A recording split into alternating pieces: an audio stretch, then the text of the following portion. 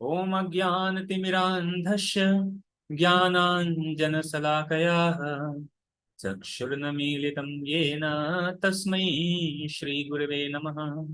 हे कृष्ण करुणा सिन्धु दीनबन्धु जगत्पते गोपेश गोपिका कान्त राधा कान्त नमस्तुते। तप्त काञ्चन गौरांगी राधे वृन्दावनेश्वरी वृषभानुसुते देवी प्रणमामि हरिप्रिये। वाञ्छाकल्पतरुर्भ्यक्ष कृपा सिन्धुभ्य एव च पतितानां पावनेभ्यो वैष्णवेभ्यो नमो नमः। जय श्री कृष्ण चैतन्य प्रभु नित्यानंद श्री अद्वैत गदाधर श्रीवासादि गौर भक्त वृंद।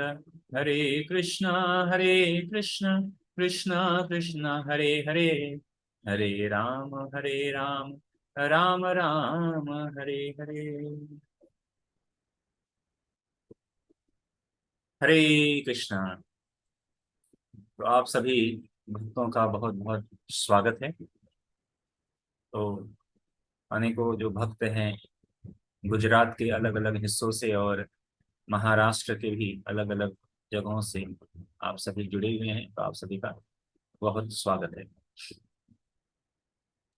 तो आज हम जो है एक बहुत ही जनरल विषयों पर चर्चा करने वाले हैं। आप में से कई लोगों ने इन विषयों पर कई बार सुना भी होगा, लेकिन पुनः हम इस पर आज चर्चा करने वाले हैं।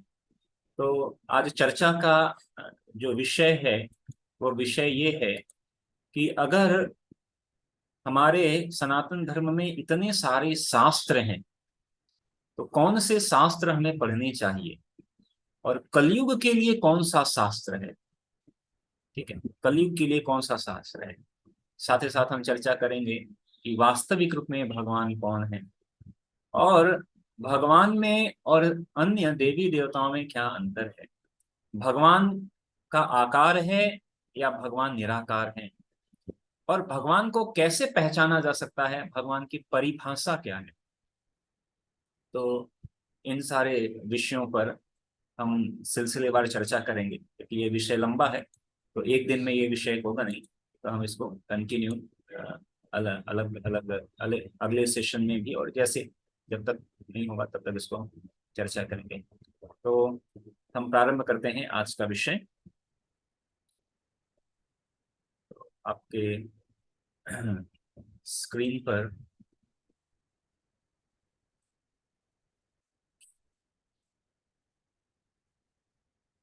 आप सभी को आशा करते हैं कि नजर आ रहा होगा स्क्रीन पर। तो आज ये विषय है कि क्यों इतने शास्त्र हैं, कलयुग में कौन सा शास्त्र पढ़ना चाहिए, क्या वास्तव में भगवान है तो कौन है, भगवान की परिभाषा क्या है, कौन से लक्षणों से हम पहचान सकते हैं, भगवान आकार है या भगवान निराकार है, भगवान रहते कहाँ हैं, शाश्वत रूप में कहाँ रहते हैं, हमारा सनातन संबंध किसके साथ है, देवता और भगवान में क्या अंतर है, देवता और भगवान की पूजा में क्या अंतर है, परमात्मा कौन है और भगवान के अवतारों को कैसे जान सकते हैं। तो सबसे जो बेसिक जो क्वेश्चन है सामान्य लोगों को, और वह क्वेश्चन क्या है कि भाई इतने ढेर सारे शास्त्र हैं, अ, तो क्या पढ़ें, किसकी पूजा करें, कौन से धर्म का पालन करें। ये यहाँ तक कि कई बार तो लोग ऐसा कहते हैं कि भाई हम तो किसी धर्म को मानते ही नहीं, तो हम कहते हैं हम धर्म निरपेक्ष हैं, धर्म बिना धर्म के।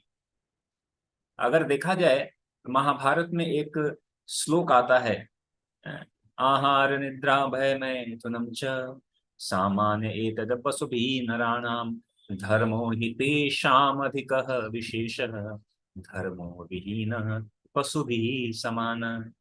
तो वहां पर कहा गया कि धर्मो विहीनः, अगर धर्म नहीं है तो मनुष्य क्या है, पशुभिः समान। देखिए मनुष्य के लिए धर्म दिया गया है। हाँ, ये बात क्लियर है कि धर्म आज कई बार जो धर्म समझा जाता है कि हिंदू धर्म, मुस्लिम धर्म, सिख धर्म, ईसाई धर्म, यहूदी धर्म, ये धर्म वो धर्म, कहते हैं कि ये धर्म, लेकिन वास्तविक धर्म क्या है इसके लिए उदाहरण दिया जाता है। वैदिक शास्त्र में उदाहरण दिया जाता है कि जैसे मान लीजिए कि अगर अग्नि है, आग है, fire, so what is the धर्म ऑफ फायर? आग का धर्म क्या है? जलाना। तो अब आग किसी भी व्यक्ति के घर में हो, किसी भी सो कॉल्ड रिलीजन के मानने वाले व्यक्ति के घर में हो, अगर आग है तो वो जलाएगी ही जलाएगी। ऐसा तो नहीं है कि भाई हमारे घर जो आग है ना वो बहुत ठंडक देती है, ऐसा कोई कहेगा क्या? बहुत ठंडक मिला है आग से, नहीं, nobody can say like that. कहीं भी आग होगी तो जलाएगी। तो आग है जलाना या ऊष्मा देना या प्रकाश देना। तो अग्नि का जो धर्म है वो है ऊष्मा या प्रकाश देना। तो इस तरह जो मनुष्य का जो धर्म है क्या है कि उसका धर्म कर्म करना उसका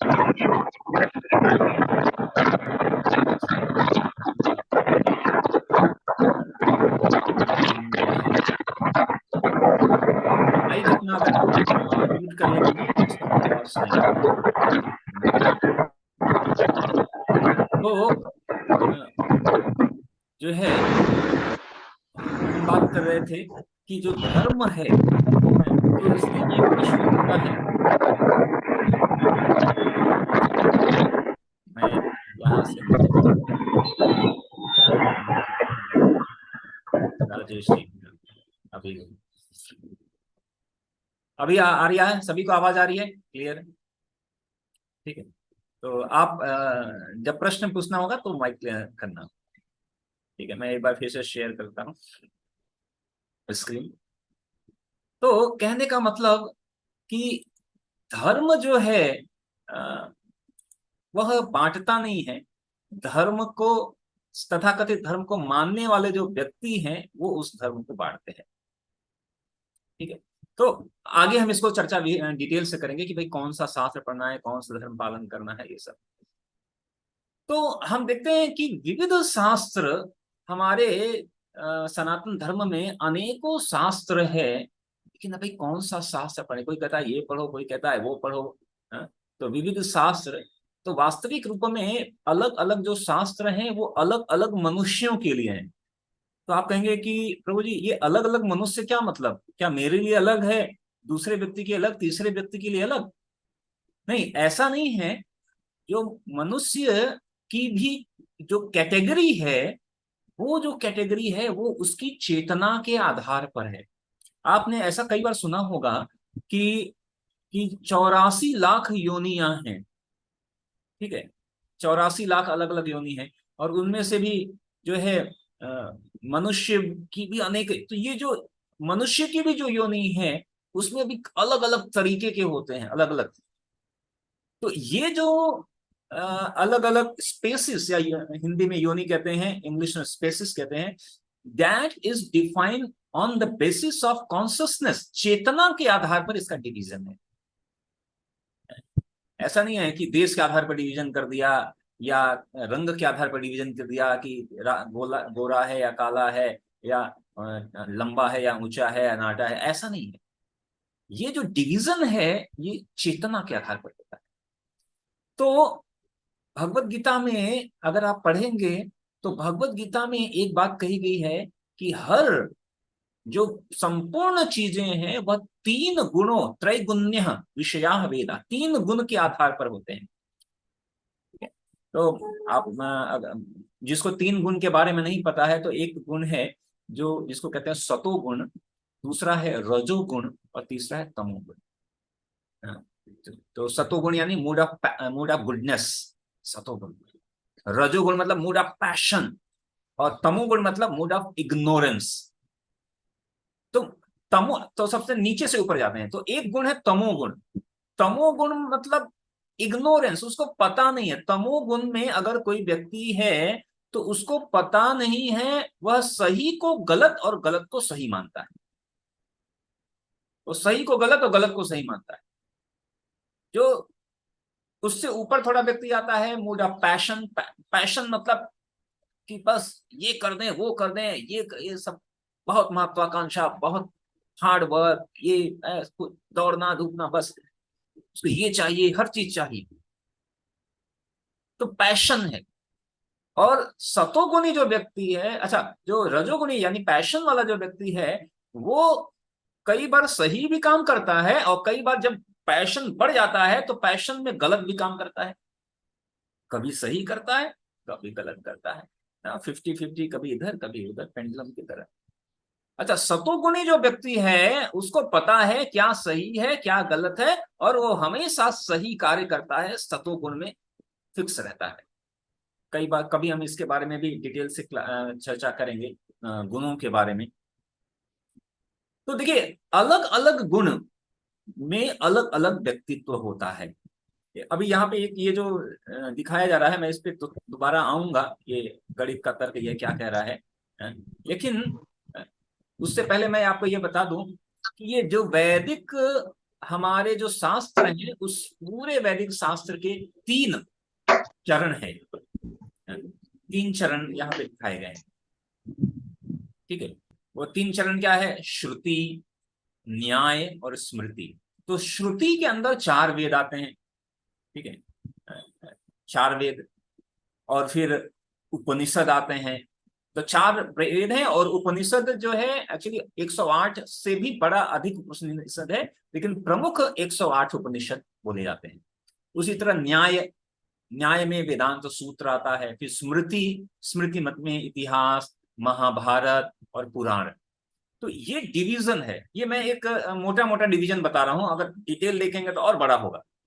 तो मोटा मोटा कहा जाता है कि हमारे जो वैदिक शास्त्र हैं वह 3 कैटेगरी में डिवाइड है। श्रुति है, न्याय है और स्मृति है। श्रुति में 4 वेद और उपनिषद आते हैं, 108 उपनिषद। न्याय में वेदांत सूत्र आता है, और स्मृति में इतिहास है, महाभारत है, पुराण है। ठीक है, तो थोड़ा अगर टेक्निकल हो रहा होगा तो इग्नोर करिए। पर कहने का मतलब, अच्छा, अब इनको हम कहते हैं शास्त्र। अब इन शास्त्रों में अनेकों चीजें लिखी हुई हैं। तो अब कोई एक शास्त्र से लेकर आता है, कहता है कि देखो, वेद में ये लिखा है तो हम इसका पालन करेंगे, वेद में ही लिखा है। अब लेकिन वास्तविक रूप में जब व्यास जी, जो कृष्ण द्वैपायन व्यास हैं, इन्होंने वेदों को गणेश जी की सहायता से लिपिबद्ध किया। गणेश जी ने लिखा, व्यास जी ने बोला, भगवान की प्रेरणा के द्वारा बोला, और उसको लिपिबद्ध कर दिया कि आने वाले जो जनरेशन है, मानव है, उनको इससे लाभ मिल सके। ठीक है, तो अब वेदों में ही बहुत चीजें, इसलिए गीता में भगवान ने कहा, त्रैगुण्य विषया वेदा निस्त्रैगुण्य भवार्जुन। हे अर्जुन, ये वेदों की भाषा भी 3 गुणों से युक्त है। यानी वेद के अंदर सतोगुणी, रजोगुणी और तमोगुणी सबके बारे में दिया गया है। लेकिन भगवान की भक्ति का जो उद्देश्य है वो तमोगुणी नहीं है। भगवान की भक्ति जो है वो रजोगुणी में भी नहीं हो सकता। यहां तक कि भगवान की भक्ति सतोगुण में की जा सकती है, लेकिन भक्ति सतोगुण से भी ऊपर, यानी शुद्ध सत्व की स्थिति में होती है। यानी सतोगुणी भी व्यक्ति नहीं चलेगा। हाँ, भक्ति करता रहेगा, लेकिन अगर भगवत प्राप्ति करनी है, भगवान की कृपा की प्राप्त करनी है, तो सतो गुण से भी ऊपर जाना पड़ेगा। इसलिए गीता में भगवान ने कहा, त्रैगुण्य विषया वेदा। ये वेदों की भाषा 3 गुणों से युक्त है। इसलिए हे अर्जुन, निस्त्रह गुण्य भव अर्जुन। ये अर्जुन, इन 3 गुणों से ऊपर हो जाए। अब पिछला जो हम ये दिखा रहे थे कि कई बार अलग अलग तर्क होते हैं। जैसे कई बार जब एक बच्चा जब प्राइमरी कक्षा में है, तो वहां पर टीचर पढ़ाते हैं कि बेटा, कभी भी छोटे संख्या में से बड़े संख्याओं को घटाया नहीं जा सकता। हमेशा बड़े संख्या में से छोटे को घटाना है। जैसे 5, संख्या 5 है, तो 5 में से 2 को घटाएंगे, 2 में से 5 नहीं घटाएंगे। तो प्राइमरी तक जब तक बच्चा पढ़ता है तो उसको बताया जाता है कि 2 - 5 नहीं संभव है, 5 - 2 संभव है। लेकिन वही बच्चा जैसे ही प्राइमरी पास करके हाई स्कूल में जाता है, वो अलजेब्रा बीजगणित पढ़ता है, और फिर वहां पर अन्य अलग अलग जो है मैथमेटिक्स के जो ब्रांच पढ़ता है, अब वही बच्चा को टीचर बताता है कि बेटा अभी 2 में से 5 को घटाएंगे तो -3 आएगा। अब इससे पहले बच्चे ने माइनस नाम की कोई चीज सीखी नहीं थी। उसके लिए सबसे छोटा 1 है और 1 से नीचे 0 है। 0 से नीचे कुछ भी नहीं, 0 से नीचे कुछ नहीं। लेकिन अब बच्चा पढ़ रहा है 0 से नीचे -1 है, -2 है, -3 है, -4 है, -5 है। कहने का मतलब कि शास्त्र में भी एक अनेकों बातें दी गई हैं। किसके आधार पर दी गई हैं? चेतना के आधार पर। जैसे गणित में अनेकों बातें दी गई हैं, किसके आधार पर दी गई है? चेतना। अभी प्राइमरी स्कूल के बच्चे की चेतना अलग है, जब हाई स्कूल में जाएगा तो चेतना अलग है। और वही बच्चा जब गणित में पीएचडी करेगा, रिसर्च करेगा, तो उसकी चेतना अलग होगी, वहां पे कुछ और चीजें बताई जाएंगी। तो इसलिए कभी ये नहीं समझना चाहिए कि वेदों में ये लिखा है, ये क्यों दिया गया है। उदाहरण के लिए मैं एक बात समझाना चाहता हूं कि वेद के अंतर्गत ही ब्लैक मैजिक आपने सुना होगा, काला जादू, तांत्रिक, तंत्र विद्या, उसके बारे में डिस्क्रिप्शन है। तो तंत्र विद्या सामान्य भक्तों को को अभ्यास करने के लिए नहीं है। क्यों? क्योंकि तंत्र विद्या, तांत्रिक विद्या, ये एक जो अच्छा, तंत्र मतलब भी जरूरी नहीं है कि वैसा ही तंत्र हो। तंत्र में भी अलग अलग प्रकार के तंत्र हैं, अच्छे भी तंत्र हैं। लेकिन ब्लैक मैजिक मतलब, जिसको काला जादू कहते हैं, कि काला जादू किसी व्यक्ति को नुकसान पहुंचाने के उद्देश्य से किया गया कोई विधि, और वो विधि कुछ पर्टिकुलर मंत्र हैं। वो मंत्र दिए कहां गए हैं? कहीं ना कहीं वैदिक शास्त्रों में दिए गए हैं। क्यों दिए गए भाई?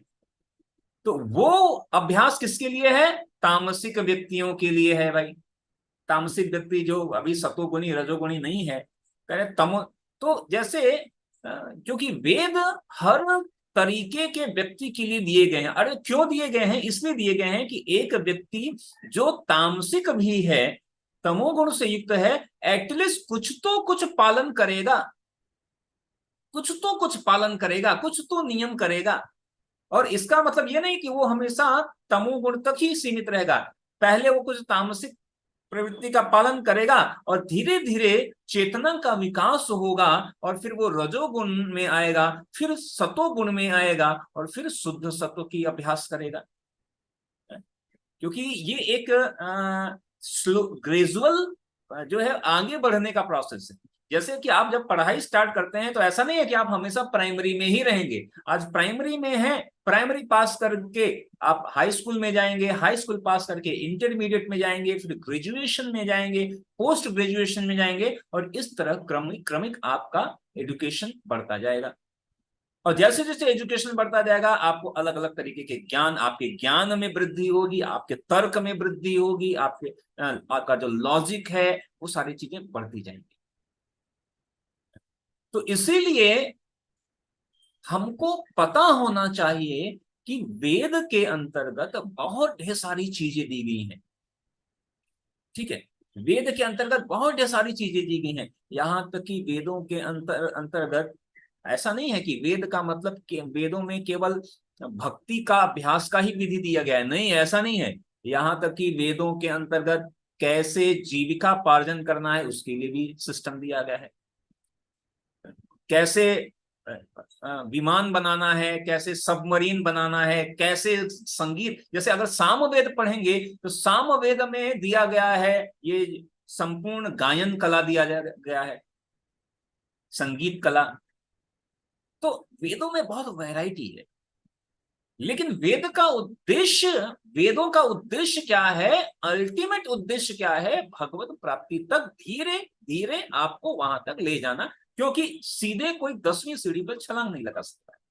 पहली सीढ़ी, दूसरी सीढ़ी, तीसरी सीढ़ी, चौथी सीढ़ी, और करते करते वो क्रमिक विकास की प्रक्रिया है। तो इसलिए जो है, ये जो वेदों में अलग अलग वैरायटी है, उसमें हमें पता होना चाहिए। श्रीमद् भागवतम के प्रथम स्कंद के प्रथम श्लोक के तीसरे सॉरी, प्रथम स्कंद के प्रथम अध्याय के तीसरे श्लोक में जो है यह श्लोक बात आती है कि यह वैदिक ज्ञान एक वृक्ष के समान है, और इस वृक्ष में जैसे पेड़ है तो पेड़ में शाखाएं होंगी यानी ब्रांचेस होंगे, फूल होगा, फ्लावर्स हैं, फल हैं। कहते हैं कि यह संपूर्ण वैदिक ज्ञान का जो वृक्ष है यह इसकी शाखाएं क्या है कर्म कांड, ज्ञान कांड, उपासना कांड। फूल क्या है? धर्म है, अर्थ है, काम है। और इसका कच्चा फल क्या है? उपनिषद है, वेदांत सूत्र है। और इसका पका फल क्या है? श्रीमद् भागवतम। श्रीमद् भागवतम। तो ये, और आगे देखिए कि 18 जो पुराण हैं, इन 18 पुराण में 6 पुराण तमोगुणी मनुष्यों के लिए दिया गया है, 6 पुराण रजोगुणी मनुष्यों के लिए दिया गया है, और 6 पुराण सतोगुणी मनुष्यों के लिए दिया गया है। तो अगर हम सतोगुणी हैं तो हमको ये तमोगुणी के बारे में अधिक पढ़ने की जरूरत नहीं। इसका मतलब ये नहीं है कि उन पुराण में केवल तमोगुण का, तमोगुणी मनुष्य के लिए का कहने का मतलब ये है कि उसमें कुछ ऐसी भी चीजें निहित हैं जो कि एक लिमिटेड कॉन्सेप्ट में, जैसे मैंने बताया कि बड़े में से छोटा को घटाया नहीं जा सकता है, छोटे में से बड़े को घटाया नहीं जा सकता है। तो आगे मैं डिवीजन भी दिखा रहा हूं कि सतोगुणी मनुष्यों के लिए दिया गया है श्रीमद् भागवत पुराण, विष्णु पुराण, नारदीय पुराण, गरुण पुराण, पद्म पुराण और वराह पुराण। ये बताया गया कि ये सतोगुणी मनुष्यों के लिए दिया गया है। और ब्रह्मांड पुराण, ब्रह्म वैवर्त पुराण, मार्कंडेय पुराण, भविष्य पुराण, वामन पुराण, ब्रह्म पुराण, ये रजोगुणी के लिए दिया गया है। मत्स्य पुराण, कुर्म पुराण, लिंग पुराण, शिव पुराण, स्कंद पुराण और अग्नि पुराण, ये तमोगुणी मनुष्य के लिए, ये ऐसे कैटेगरीज दी गई। और विशेष रूप से जो है वैदिक शास्त्र में कहा एको देव देवकी पुत्र, एको शास्त्र देवकी पुत्र गीता। गीता और भागवत, देखिए ये विश्व प्रसिद्ध है, श्रीमद् भगवत गीता और श्रीमद् भागवत। तो यह जो है इन कहते हैं सारे पुराणों का एक निगम कल्पतरुर गलितम फलम। ये श्रीमद् भागवत में ये श्लोक आता है, निगम कल्पतरु गलितम फलम सुखमुखाद अमृत सेवितम पीबत रसमालयम। इसमें बताया गया कि सारे वैदिक शास्त्र का निचोड़ क्या है। बड़ा समस्या क्या है कि भाई कलयुग में हमारे पास इतना समय नहीं है पढ़ने का। क्या क्या पढ़ें? अभी कहेंगे 4 वेद, अगर 4 वेदों को पढ़ना शुरू करें, प्रतिदिन पढ़ें, 24 घंटा पढ़ें, सब काम छोड़ छाड़ कर पढ़ें, तब भी हमारा लाइफ निकल जाएगा, हम वेदों को पढ़ नहीं पाएंगे। इतना बड़ा वेद है, इतना बड़ा है इन वेदों में, और आप आजकल इतने अवेलेबल भी नहीं है। तो क्या करें? तो बताया गया भाई आप क्या करिए, निगम कल्पतरु गलितम फलम, उन सारे वेदों का जो सार है वो कहाँ दिया गया है भाई? गीता में और श्रीमद् भागवत पुराण में दे दिया गया है। आप उसको अगर पढ़ लें तो आपका काम हो जाएगा। इतना ही पढ़ लीजिए। इसीलिए आप सबको पता होगा कि जब कलयुग का प्रारंभ होने वाला था तो परीक्षित महाराज ने जो है सुखदेव गोस्वामी से यह श्रीमद् भागवतम 7 दिन का भागवत सुना। इसीलिए लोग भागवत सप्ताह करते हैं 7 दिन का। परीक्षित महाराज की मृत्यु होने वाली थी, सर्प को काटने से उनको श्राप मिला था। परीक्षित महाराज बहुत सर्वसमर्थ थे, वो चाहते तो श्राप को काउंटरैक्ट कर सकते थे, लेकिन परीक्षित महाराज ने कहा कि देखो मरना तो है ही सबको, आज नहीं तो कल तो मरना है, तो लेट्स अभी मर जाते हैं, क्या करना है। जब मरना सबको है तो बेटर है कि अभी भगवान के गुणगान को सुनते सुनते मरे। इसीलिए भागवत में सबसे पहले परीक्षित महाराज ने यही प्रश्न किया कि एक ऐसे व्यक्ति जिसकी मृत्यु निकट है, ऐसे व्यक्ति के लिए क्या करना है, क्या करना नहीं, क्या करना है, क्या करना नहीं, ये उन्होंने पूछा। तो कई बार हम सोचते हैं कि भी हमारी थोड़ी मृत्यु होने वाली है, परीक्षित महाराज की मृत्यु होने वाली थी, 7 दिन को मरने का श्राप मिला था 7 दिन में। इसलिए एक आचार्य कहते हैं कि देखिए परीक्षित महाराज को एटलीस्ट पता था कि 7 दिन के बाद ही, एक्चुअली हमारी भी 7 दिन में ही मृत्यु होने वाली है। यही Sunday, Monday, Tuesday, Wednesday, Thursday, Friday, Saturday, इन्हीं 7 दिन में किसी एक दिन हम भी जाएंगे। लेकिन कब जाएंगे ये पता नहीं। तो परीक्षित महाराज ने जो प्रश्न किया वो हमारे लिए भी उतना ही अप्लीकेबल है। इसीलिए गीता और भागवत में लिखे गए जो शब्द हैं वो भगवत शब्द हैं, उनको हमें पढ़ना चाहिए। ये बहुत ही विडंबना है कि भारत में जन्म लेने के बाद, देखिए अगर हम भारतवर्ष की बात करें तो भारतवर्ष विश्व गुरु है। भारतवर्ष की तरफ संपूर्ण विश्व जो है वह दृष्टि करता है। किस लिए करता है? उसके टेक्नोलॉजी में, अरे टेक्नोलॉजी में बहुत पीछे हैं हम अभी। अगर टेक्नोलॉजी की बात करें तो उसमें बहुत पीछे हैं। किस चीज में भारत विश्व गुरु है? वह भारत की आध्यात्मिकता और भारत की संस्कृति है, जो कि भारत को विश्व गुरु बनाती है। तो भारतवर्ष में जन्म लेने के बाद भी आज हम अपने ही संस्कृति के बारे में हमको उसकी एबीसीडी नहीं पता है। और इसका दोष हमारे ऊपर भी नहीं है। क्यों? क्योंकि हमको पढ़ाया ही नहीं गया। हमें फिजिक्स पढ़ाया गया, हमें केमिस्ट्री पढ़ाई गई, हमें कंप्यूटर साइंस पढ़ाया गया, हमें जो है जूलॉजी पढ़ाया गया, हमें बॉटनी पढ़ाया गया, हमको दिस एंड दैट सब कुछ पढ़ाया गया, लेकिन हमारे अपनी संस्कृति के ज्ञान को नहीं पढ़ाया गया। संस्कृति के ज्ञान को नहीं पढ़ाया गया। और ये एक, अगर आप चाहते, एक आर्टिकल है आप सबकी सूचना के लिए। जब सन 1400 ईस्वी में जब ईस्ट इंडिया कंपनी, आप सबको पता होगा, इतिहास पढ़ा होगा, 1400 ईस्वी में ईस्ट इंडिया कंपनी भारत आया, लॉर्ड क्लाइव भारत आया। अब उसने देखा कि भारत एक ऐसा देश है, भारत यहाँ एक ऐसा देश है जहां पर किसी को, मतलब किसी को बहलाया फुसलाया जा ही नहीं सकता है। यहां तक कि अगर कोई व्यक्ति गरीब भी है तो भी वो अपने धर्म का पालन करता है। क्यों? दो चीजें, भारतवर्ष में दो चीजें जो है बहुत ही, उस समय जो ज्ञान था वो सबको दिया जाता था और फ्री में दिया जाता। गुरुकुल चलते थे, शिष्य लोग आते थे, और शिष्य लोग आते थे, सब लोग पढ़ते थे, वो जाके भिक्षा मांगते थे, लोग उनको कुछ भिक्षा देते थे, वो लेके आते थे, और गुरुजी जो है उसी को खुद भी खाते थे और बच्चों को भी खिलाते थे। कोई, और लास्ट में जब पास कर लिया तो गुरुजी कहते थे कि अब आपको आपके अनुसार कुछ दक्षिणा, अंतिम में कुछ दक्षिणा दे दो, जो भी अंतिम समय में आफ्टर ग्रेजुएटिंग। उस समय, आजकल स्कूल में वही पढ़ाना एकदम हालत खराब है। आप किसी स्कूल में चले जाओ आज, मुझे याद है, मतलब कि हम जब प्राइमरी में पढ़ते थे, प्राइमरी क्या, इंटरमीडिएट हमने पास कर लिया, और एक एक महीने या 6 6 महीने की फीस हम सबमिट किया करते थे। 6 महीने की जो फीस थी वो 1000 1200 1500 के अंतर्गत ही हुआ करती थी। आजकल महीने की फीस लाख रुपए है। माता पिता का हालत खराब है। वो बच्चों की क्लास के जगह माता पिता की क्लास लग जाती। और बच्चे जितना स्कूल नहीं जाते हैं उतना कॉलेज, स्कूल कॉलेज वाले माता पिता को बुलाते हैं, आज ये मीटिंग है, वो मीटिंग है, उनको क्लास होना चाहिए, ये होना चाहिए। हालत खराब। बड़ा ऐसा सिस्टम क्यों हुआ? क्योंकि जब जो है वहां से एक व्यक्ति ने महारानी विक्टोरिया को पत्र लिखा कि भारतवर्ष को अगर गुलाम बनाना है तो एक ही तरीके से गुलाम बनाया जा सकता है कि यहाँ की जो संस्कृति है इसको नष्ट कर दो। संस्कृति अगर नष्ट हो गई, उसका उसमें से विश्वास खत्म हो गया, तो लोग टूट जाएंगे।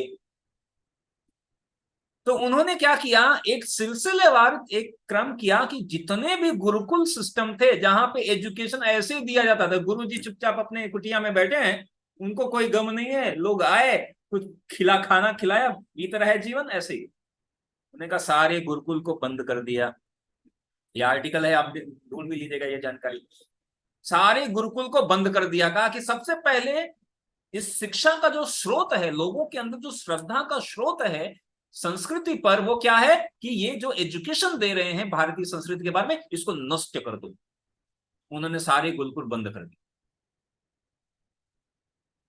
आने उस समय के बाद। और जब गुरुकुल बंद हो गए, अब किसी को कोई एजुकेशन नहीं है, तब उन्होंने पाश्चात्य सभ्यता का इंग्लिश मीडियम ऐसा कुछ स्कूल खोला। अब वहां पर वो जो सिखाएंगे, उन्होंने कहा भी अब यहां से जो बच्चे पढ़ेंगे, जो लोग पढ़ेंगे, उनकी मानसिकता ही क्या होगी कि अरे ये अरे रामायण पढ़ते हो, अरे महाभारत पर, अरे गीता पढ़ते हो, उसके ऊपर मीम्स बनेंगे, उस पर जोक्स बनाएंगे, अरे ये करता है, अरे ये तो पंडित जी बन गया है। ऐसा लोगों को हीन भावना ला दिया कि अपने ही संस्कृति को जो पालन करता है वो हीन भावना का से ग्रसित हो जाए, ऐसा कर दिया। और फिर वहां से जो पढ़कर, अभी हम जो पढ़ेंगे, जो बचपन में जो पढ़ा भाई वही तो हम सोचेंगे विचारेंगे। यहां से भारतीय संस्कृति का ह्रास यानी गिराव प्रारंभ किया, ये पूरे सिलसिलेवार। इसीलिए दो चीजें भारतवर्ष में, दो चीजें ऐसी थी कि जिस पर शुल्क नहीं लिया जा सकता, वह थी शिक्षा और भोजन। पहले पहले लोग गांव घर में कोई मतलब लोग आते थे, आप अपने अपने पिताजी से और दादाजी से पूछिएगा कि लोग जब दूर से कहीं आते थे और किसी के घर से गुजर गए ना और वहां रुक गए, लोग तुरंत पानी पिलाते थे, कहते थे कि भाई कुछ भोजन लेके जाओ, भोजन लेके जाओ। यहाँ एक बार अभी इस समय अगर कोई रुक गया, भोजन खिला दिया, भोजन खिलाने के बाद कहेगा ये भाई बिल बिल भी भरते जाओ, बिना बिल का भोजन नहीं। पहले मुझे अब भी याद है, मेरी मम्मी बताती थी कि उस समय, मतलब बहुत अधिक पुरानी बात नहीं है, कहते कि उस जब मेरे फादर की जहाँ पोस्टिंग हुई थी तो कहते हैं कि वहां पर एक व्यक्ति दूध बेचने आता था, तो कहता था कि दूध बेचना अरे बड़ा बड़ा पाप है, हम कैसे बेचेंगे। अब यहाँ तो दूध बेचने क्या है, यहाँ तो दूध दूध पानी में दूध मिलाकर बेचने, और उसमें यूरिया मिला के लोग बेच रहे हैं क्या। पहले कहीं भी चले जाओ, किसी भी घर में चले जाओ, इसलिए अतिथि देवो भव कहा जाता है। क्यों कहा गया कि अतिथि के लिए, अतिथि का मतलब ही होता है जो बिना किसी तिथि के, बिना बताए आ जाए, और आ गया तो उसको भोजन पानी सब लोग करा दे अपने सामर्थ्य के अनुसार। किसी की रुखी सूखी रोटी का सामर्थ्य है वो खिलाएगा, किसी का फल फूल का सामर्थ्य है तो वो खिलाएगा। जो कहने का मतलब कि भारतीय संस्कृति का ह्रास, निचाव, गिराव कहां से हुआ कि हमने ये पढ़ना। अब कोई कहता है अरे आपको पता है आपके तो गीता में ये लिख दिया है। आजकल मैं कई बार देखता हूं कि फेसबुक का पोस्ट आता है, व्हाट्सएप का पोस्ट आता है, पता नहीं क्या क्या पोस्ट आता है, गीता में भगवान ने कहा है जो हो रहा है अच्छा हो रहा है, जो होगा अच्छा होगा, जो हो चुका है वो अच्छा है। मैंने कहा पूरी गीता का 700 श्लोक पढ़ गया लेकिन ये कहीं दिखा नहीं मेरे को, कहाँ लिखा है। अब लोग उसको शेयर किए जा रहे हैं क्योंकि गीता उन्होंने पढ़ी नहीं है। उन्होंने कहा जो लिख दिया भगवान कृष्ण ने ये कहा है, अरे भगवान कृष्ण ने 700 श्लोक में कहीं पढ़ कहा नहीं है। ठीक है, अगर हम ये फिलॉसफी मान ले जो हो रहा है, अरे जो हो रहा है मतलब बम गिर रहा है बहुत बढ़िया हो रहा है, चोरी हो रही है बहुत अच्छा हो रहा है, ऐसा थोड़ी हो रहा है। तो कहने का मतलब क्यों, क्यों ऐसी चीजें गिराव है। कोई अब हमारे ही शास्त्र के किसी प्रसंग पर कोई उंगली उठाता है, अरे आपने ये लिखा है, अब हमने पढ़ा नहीं है, हम चुपचाप सुन लेते हैं, हाँ शायद ऐसा ही होता होगा, ऐसा ही होता होगा। क्यों, क्योंकि पढ़ा नहीं है। तो क्या करें, इसमें हमारी भी गलती नहीं है, लेकिन द थिंग इज कि इग्नोरेंस इज नॉट ब्लिस। कोई कहे कि भाई हमें को, आप अगर सड़क पे चल रहे हैं और आपका पुलिस ने चालान काट दिया, रेड लाइट क्रॉस कर दिया, पुलिस ने कहा कि भाई चालान लगेगा, कहेगा भाई हमको पता नहीं था कि रेड लाइट पर रुकना होता है। कहेगा भाई सड़क पे चल रहे हो ना, चल अगर आप सड़क पे चल रहे हो तो आपको ट्रैफिक जो है नियम पता होना चाहिए। आप गाड़ी चला रहे हो आपको पता करना है, हमारी जिम्मेदारी नहीं है। हाँ हमसे पूछोगे तो बताऊंगा। अगर सड़क पे चलो तो ट्रैफिक नियम का ज्ञान लो फिर चलाओ, कार चलाओ या ट्रैफिक सड़क पे आओ। तो कहने का मतलब कि अगर हम कहेंगे हमको पता नहीं था और इसलिए हम कह रहे हैं नहीं नहीं नहीं बस सब माफ, ऐसा नहीं होने वाला है। इसलिए हमको पता करना पड़ेगा और इसलिए ये जो वैदिक शास्त्र है इनको हमें पढ़ना पड़ेगा।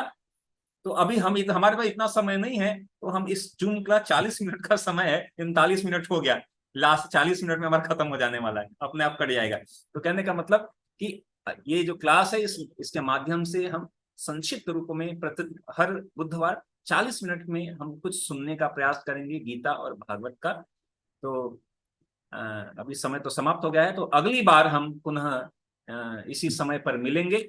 और आप और भी लोगों को उसमें जोड़ सकते हैं अगर आप कोई इच्छा हो तो, कोई फोर्स नहीं है। तो अगली बार हम पुनः इसी समय पर मिलेंगे और इसी विषय को हम आगे कंटिन्यू करेंगे। तब तक के लिए आप सबको हरे कृष्ण। वांछा कल्पतरुभ्यश्च कृपा सिंधुभ्य एव च पतितानां पावनेभ्यो वैष्णवेभ्यो नमो नमः। उपस्थित समस्त भक्त वृंद की जय। निताई गौर।